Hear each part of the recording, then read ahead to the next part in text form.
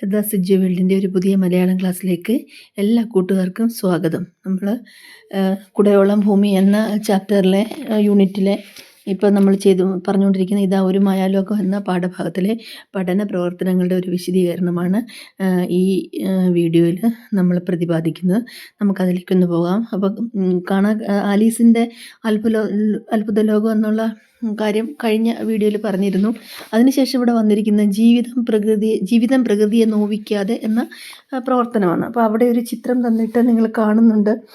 കുന്നിടിച്ച് നിരപ്പാക്കി അവിടെ മറ്റു പ്രവർത്തനങ്ങൾക്ക് വേണ്ടി ഭൂമി ഒരുക്കുന്നു.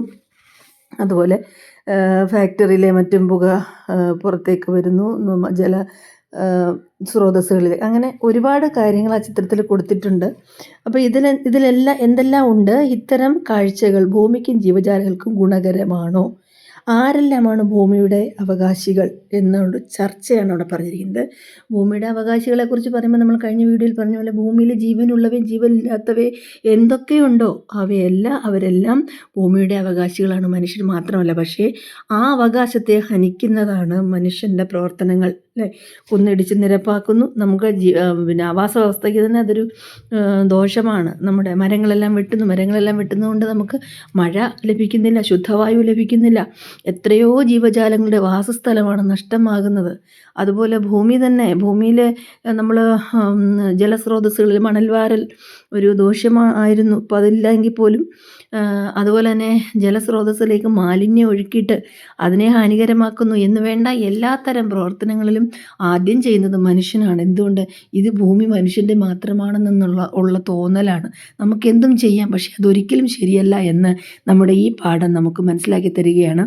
അതായത് ഒരുപാട് കുഞ്ഞു ജീവികൾ, നമ്മുടെ നഗ്നനേത്രങ്ങൾ കൊണ്ട് കാണാൻ പറ്റാത്ത ആയിരക്കണക്കിന് ജീവജീവികൾ നമ്മുടെ ഈ മണ്ണിലുണ്ട്. അവർക്കെല്ലാം നമ്മളെ പോലെ തന്നെ ഭൂമി അവരുടെ സ്വന്തമാണ്. അവർക്കൊക്കെ ജീവിക്കാൻ ഇവിടെ അവകാശമുണ്ട്. അവരുടെ അവകാശത്തെ നമുക്ക് തടയാൻ സാധ്യമല്ല എന്നൊരു സന്ദേശം ലഭിക്കുന്നുണ്ട്. അപ്പോൾ ഇവിടെ ഈ ചിത്രത്തിൽ പറയുന്ന ഇതാണ്: നമുക്ക് എന്തെല്ലാം തരത്തിൽ മനുഷ്യർ ഭൂമിയെ നശിപ്പിക്കുന്നോ അതിൻ്റെ എല്ലാം ദോഷം നമ്മൾ ഒരു സൈഡ് അനുഭവിച്ചുകൊണ്ടേയിരിക്കുന്നു. അപ്പോൾ അത് നശിപ്പിക്കാതിരുന്നാൽ ഈ വക പ്രശ്നങ്ങളൊന്നുമില്ല. ഇപ്പോൾ പ്രളയം ഉണ്ടാകുന്നു, എന്താ പറയുക, ഇപ്പം വയനാട്ടിൽ നടന്ന പോലെയുള്ള ഭൂചലനങ്ങൾ, ഇതൊക്കെ മനുഷ്യൻ വരുത്തി വെക്കുന്നതാണ്. അപ്പോൾ അത് ഈ പറഞ്ഞതുപോലെ തന്നെ ഇത് മനുഷ്യൻ്റെ മാത്രമാണ് എന്നുള്ള തോന്നലാണ് നമ്മളെ അതിലേക്ക് ചിന്തിപ്പിക്കുന്നത്. ഈ തരത്തിലുള്ള ചർച്ചകൾ ക്ലാസ്സിൽ നടത്താം. ഉരുത്തിരിഞ്ഞ പോയിന്റുകൾ നമുക്കറിയാം എന്തായിരിക്കും അവിടെ എത്തേണ്ട പോയിന്റുകളെന്ന്. അതുപോലെ തന്നെ വായിക്കാം, കണ്ടെത്താം എന്നൊരു പ്രവർത്തനം.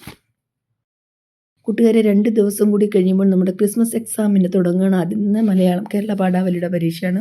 അപ്പോൾ നമുക്കിനി ഒരു പാഠം കൂടെ നോക്കേണ്ടതുണ്ട്. നമുക്ക് പാഠം വിശദീകരണത്തിൻ്റെ അല്ല, നമുക്ക് വേണ്ട അതിനകത്തെ പ്രവർത്തനങ്ങളാണ്. ആ പ്രവർത്തനങ്ങളെ ബേസ് ചെയ്തുകൊണ്ടായിരിക്കും നമുക്ക് ക്വസ്റ്റ്യൻസ് വരുന്നത്. അപ്പോൾ ഇവിടെ വായിക്കാൻ, കണ്ടെത്താം എന്നുള്ളതിൽ ചുവടെ കൊടുത്ത പദജോഡികൾ ശ്രദ്ധിക്കും. അവയിൽ എന്ത് വ്യത്യാസമാണ് നിങ്ങൾക്ക് പറയാൻ? പണ്ട് ഗ്രാമർ വൈസ് നമ്മൾ മലയാളത്തിലൊക്കെ വ്യാകരണം ഒരുപാട് പഠിപ്പിച്ചിട്ടുണ്ട്. അന്നത്തെ പുസ്തകത്തിൽ അതൊക്കെ ഉണ്ടായിരുന്നു. ഇപ്പോൾ ഇന്ന് നമുക്കതിനെ അങ്ങനെ ഡയറക്റ്റായിട്ട് പഠിക്കേണ്ട ആവശ്യം. നേരത്തെ ഒന്ന് പറഞ്ഞിരുന്നു വൃത്തം, അലങ്കാരമൊക്കെ. ഇപ്പം നമുക്ക് ഡയറക്റ്റ് ഇങ്ങനെ പഠിക്കണ്ടെങ്കിൽ പോലും നമ്മളതെല്ലാം മെൻഷൻ ചെയ്ത് പോകണം. ഇപ്പോൾ ഇവിടെ കണ്ടു എന്നുള്ളൊരു പൂർണ്ണ ക്രിയയാണ്. നമ്മൾ ചെയ്യുന്നൊരു പ്രവൃത്തിയാണ്, അത് പൂർണ്ണമാണ്. കണ്ടു. എന്നാൽ അതിന് നേരെ വന്ന് കണ്ടത് എന്ത് കണ്ട്? അപ്പോൾ അത് അപൂർണമാണ്. അതായത് മുറ്റുവിന, പറ്റുവിന, പേരച്ചം, വിനയച്ചം എന്നൊക്കെ പണ്ട് ഒരുപാട് പഠിക്കാറുണ്ട് നമുക്ക്. അത് അപ്പം ആദ്യം തന്നത് പൂർണ്ണക്രിയയും രണ്ടാമത് തന്നത് അപൂർണക്രിയയും. ഈ ക്രിയയ്ക്ക് വില വരണമെങ്കിൽ ഈ കണ്ട എന്ന ക്രിയയ്ക്ക്, അപ്പം കണ്ടു എന്ന ക്രിയയിൽ നിന്നും വന്നതാണ് ഈ കണ്ട. പക്ഷെ അതിന് വില വരണമെങ്കിൽ അത് കഴിഞ്ഞൊരു സെൻറ്റൻസ്, ഒരു പദം വരണം. കണ്ട കാര്യം.